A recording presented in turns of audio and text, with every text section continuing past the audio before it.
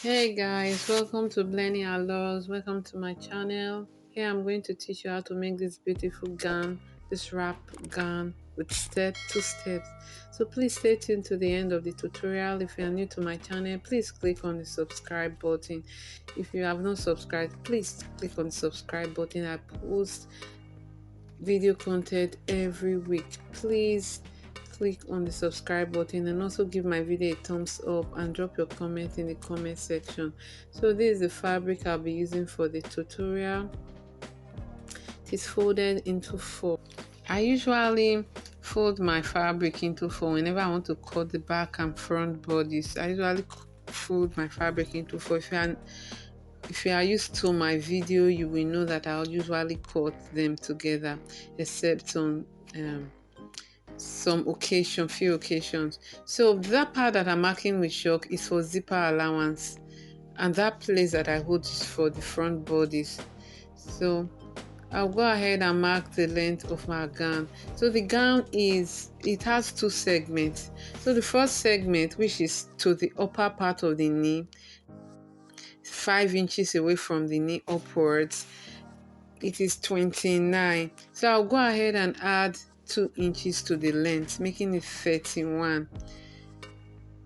So I've cut out the length of the gown, the first segment, which is 29. Then I added 2 inches for sewing allowance. For the front part of it, as shown in the video, I'm just going to cut out the upper part, which is the wrap part of it. So I'm going to cut out from up from the shoulder down to the under bust, which is 12 and a half. The client's under bust is 12 and a half.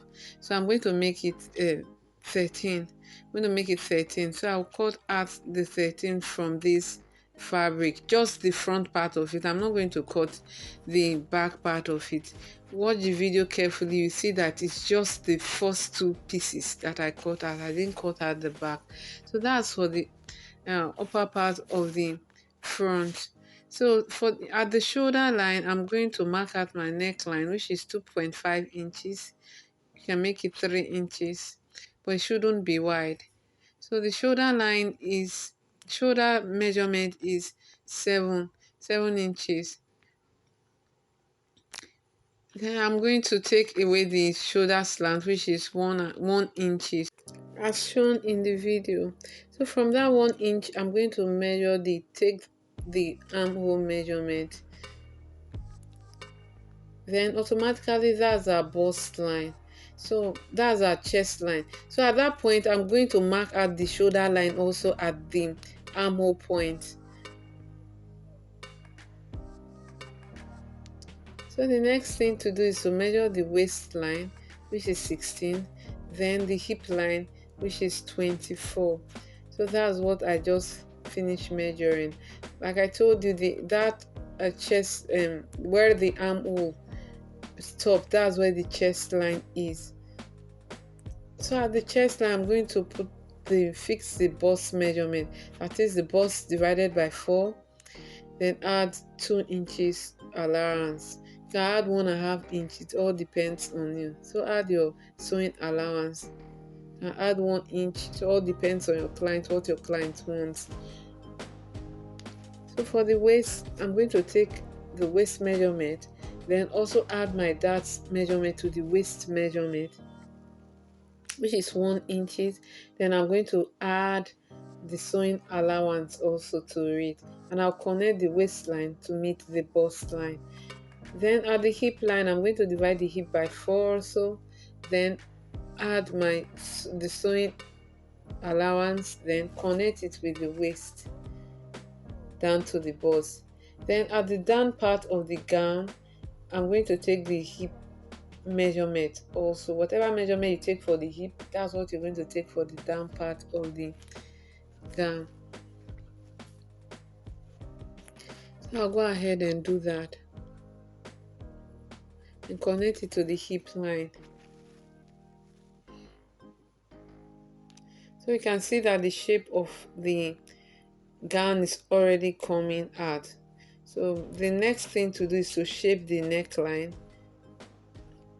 The depth is 1.5. That's for the back neckline. Remember, we cut out the upper part of the um front dress. We cut the upper part from away from it.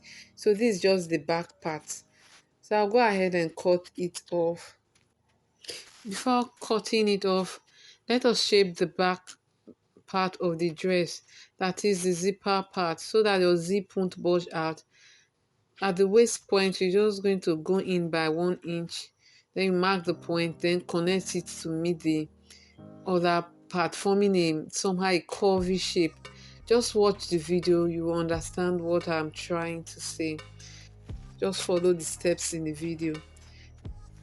Then you can go ahead, after shaping that, you can go ahead and cut out the unwanted part of the dress. So you can see that the shape of our gown is already coming out. And remember, we did not cut the upper part of the front, it's just the down part. So I usually do not put that at the front part of my dress. So instead of me putting that, I'll trim away the dart allowance, which is 1 inch, which we added the other time. So go ahead and trim out the 1 inch, just slant it down to meet the hip line as shown in the video. Then at the midpoint of the front part, I'm only talking about the front part, so you measure 1/2 inch, then you slant it, you curve it the way I did, then trim it off. This will enable your dress not to fold at that point. Then I'll go ahead and cut out the 1 inch that I removed from the side. Please follow the video, you understand what I'm saying. So it's just for the front part of the dress, not the back. I'm going to put that at the back, but for the front, I'm not going to put that at the front. So I've trimmed out the 1 inch allowance. So I'll go ahead and notch the zipper allowance at the up and at the bottom part of the dress. So after notching, we'll go ahead to cut the front part of the upper part of the front. So I notch the middle of the down part of the front. To cut the upper part of the front, I folded my fabric into two as shown in the video. I folded it into two. Remember we cut 13 inches from the front the other time. So you are going to go ahead and make yours 14 inches instead of 13 inches for the new fabric. So I placed the back pattern on top of the this new piece that I have just folded, which is the front piece, the upper part of it. Then fold in the back pieces. You're going to fold in your zipper allowance, because we are not going to make use of the zipper allowance in drafting the front upper pattern. So I'm just trying to fold in the zipper allowance. So for the front, we're just going to use the back to cut the front. So we'll go ahead and cut at that portion at the armhole. You want to shape the armhole, both the slants and the other part of it. We'll go ahead and cut it off. So I've done that, I've cut it off. So for the neckline, we are just going to fold the back pattern as shown in the video. Fold it as if you are folding the collar. Then for the other part that is so wide that you might be wondering, what are we going to do with that part, or what measurement is there? That will be the wrap. So I measured 6 inches. You can use 5 inch, it all depends on you. So I measured 6 inches. So for the back pattern, I folded it as if it's a collar, and I have to iron it so that it will lie flat to enable me connect the apex of that neckline down to meet the bottom part of the 6 inches extra I added to the front piece. Remember, it is a wrap at the upper part of the front piece. You can see. So just go ahead and do what you see on the video. So I'll cut this off.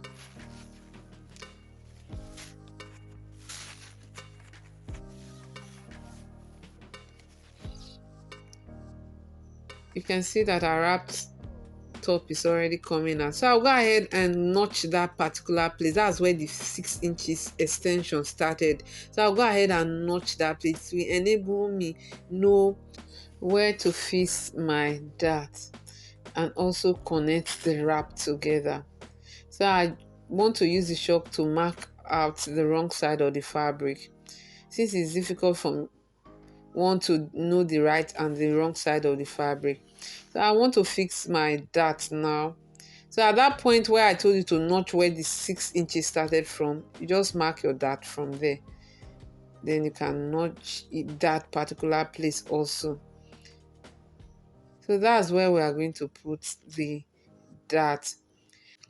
The next thing to do is to use the piece to cut the lining. So I've used the piece to cut the lining. I've cut the line for the back part of the dress, the down part of the front. I've also cut lining for it, and the upper part of the front, I also cut lining for it. If you do not understand what I'm explaining, you can go over the video again so that you'll be able to understand all that I'm saying and you'll be able to produce your own. This will be all for drafting of this beautiful gown. So in our next tutorial I'll be teaching you how to sew this beautiful gown. See you in our next tutorial. Thanks for watching. Bye.